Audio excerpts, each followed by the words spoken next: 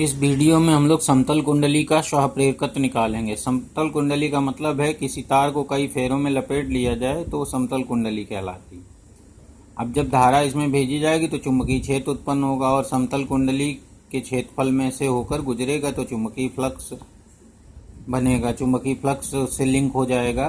तो इस तरह से उसका स्वप्रेरकत्व निकाल सकते हैं। तो स्वप्रेरकत्व निकालने के लिए हम लोग पहले इसका चुंबकीय क्षेत्र निकालते हैं। तो मान लेते हैं n फेरों वाली एक समतल कुंडली है जिसकी त्रिज्या स्मॉल r है, ये बनी हुई है, इसमें I धारा बह रही है। तो धारा I बहने के कारण इस समतल कुंडली के भीतर चुंबकीय क्षेत्र B बराबर हो जाएगा μ0/2 NI/R। ये पहले पढ़ चुके हैं हम लोग।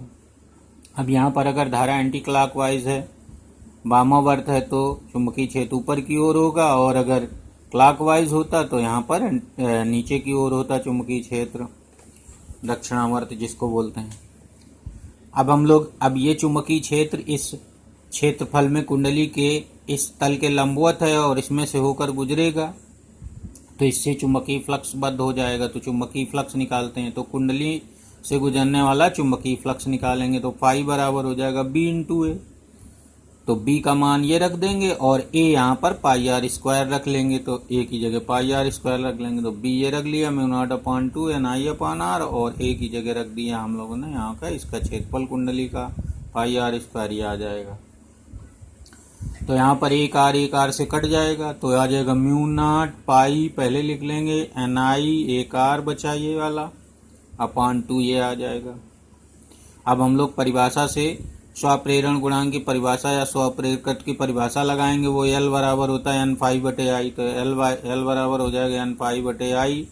तो यहाँ पर रख देंगे, तो I कट जाएगा। ये जो ऊपर I लिखा हुआ है इसमें ये, और नीचे ये I कट जाएगा, तो बचेगा μ0 पाई NR/2 बच जाएगा।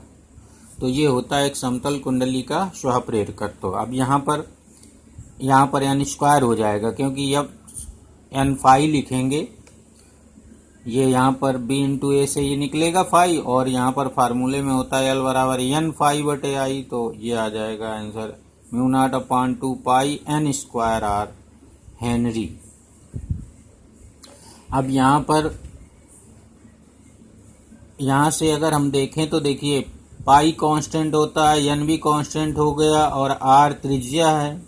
तो त्रिज्या R अगर नीचे यहाँ भेज दें तो μ0 का जो मात्रक बन जाएगा वो बन जाएगा हेनरी पर मीटर। तो हेनरी पर मीटर मात्रक याद रखना, μ0 का मात्रक हेनरी पर मीटर भी लिखा जाता है। ये वैसे न्यूटन पर एम्पियर स्क्वायर होता है, और इस फार्मूले से स्वप्रेरण गुणांक के फार्मूले से हेनरी पर मीटर बनेगा। ठीक है ना। अब इसी तरह से हम लोग साथ में लंबी धारावाही प्रणालिका का स्वप्रेरकत्व पढ़ लेते हैं। तो प्रणालिका जानते हैं, तार को अगर हम कई फेरों में एक सिलेंडर पर लपेट लें, एक बेलन कागज के बेलन पर या चीनी मिट्टी के बेलन पर लपेट लें हार्डबोर्ड पर, तो उसको हम लोग प्रणालिका कहते हैं। और धारा प्रवाहित करने पर धारावाही प्रणालिका कहते हैं। तो इसमें कुंडली एक ही जगह पर लिपटी हुई थी, उसमें इन फेरों को थोड़ा फैला दिया जाता है सिलेंडर के रूप में, तो वो प्रणालिका बन जाती। तो सेम फार्मूला चलेगा।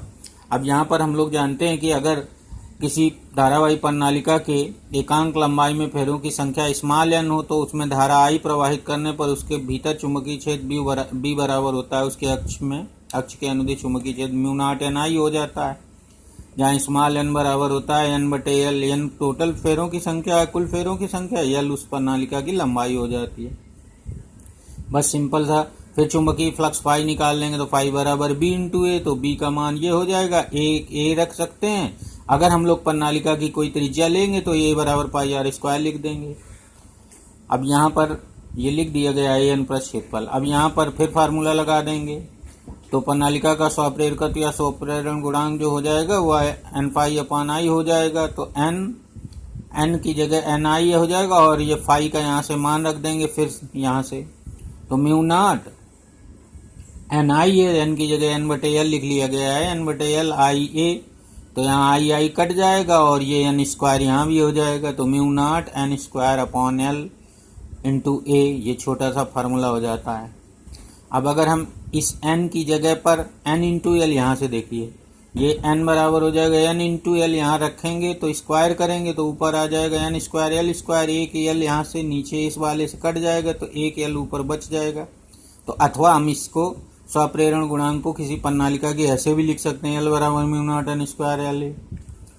अब यहाँ पर दोनों जगह ये समझना है कि यदि प्रणालिका के भीतर नर्म लोहे की राड रख दी जाए, या जो इसके पहले पढ़े थे हम किसी कुंडली को नर्म लोहे की के ऊपर लपेट कर बनाएं, तो इसका लपेटने से जो चुंबकीय फ्लक्स हो जाता है बहुत अधिक हो जाता है, इस कारण इसका स्वप्रेरण गुणांक भी बहुत अधिक हो जाता है स्वप्रेरकत्व। तो इसका भी अगर हम प्रणालिका के भीतर कोई नर्म लोहे की राड रख दें जिसको क्रोड कहा जाता है, याद रखना, तो अगर हम प्रणालिका के भीतर कोई लौ चुंबकीय पदार्थ की क्रोड रखते हैं तो चुंबक जो इसका स्वप्रेरकत्व या स्वप्रेरण गुणांक अधिक हो जाता है, बहुत अधिक हो जाता है। तो जब प्रणालिका के अंदर मान लीजिए म्यू चुंबकशीलता की पदार्थ की कोई क्रोड रख दी जाए तो यहाँ पर फार्मूले में म्यू आ जाता है, तो एल बराबर जो लिखा जाएगा यहाँ पर म्यू नॉट की जगह म्यू लिखेंगे, क्योंकि वो पदार्थ रख गया तो उसका स्वप्रेरण गुणांक म्यू लिखेंगे। अब एक फार्मूला होता है, हम लोग पढ़ चुके हैं कि म्यू अपान म्यू नॉट बराबर म्यू आर होता है, यानी म्यू आर कह लीजिए, या जिसको हम लोग आपेक्षिक चुंबकशीलता कहते थे।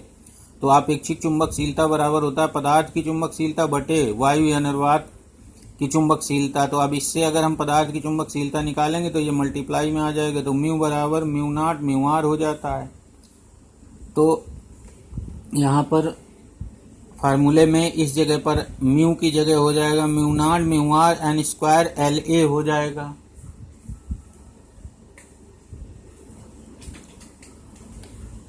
अब यहाँ पर अगर हम लोग ये क्षेत्रफल इसकी त्रिज्या अगर हम प्रणालिका की ए ले लें तो पाई आर स्क्वायर लिख लेंगे, यहाँ पर पाई आर ले लें तो पाई आर स्क्वायर, अगर ए ले लेंगे तो पाई ए स्क्वायर लिख लेंगे। यहाँ पर हम लोग इस जगह जब प्रणालिका के अंदर कोई वो रख दिया जाता है लौ चुंबकीय पदार्थ की कोट, तो एल बराबर यहाँ म्यू लिखते हैं, केवल म्यू नॉट नहीं लिखेंगे, म्यू लिखेंगे, यहाँ पर म्यू लिख दीजिए।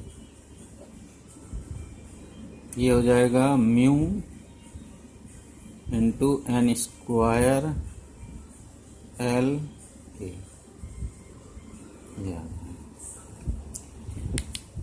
अब हम लोग यहाँ से आपेक्षिक चुंबकशीलता का फार्मूला लगा के रिप्लेस कर देते हैं। यहाँ पर भी ऐसे ही हो सकता है, इसमें भी यही लिख सकते हैं, यहाँ पर म्यू नॉट म्यू आर हो जाएगा।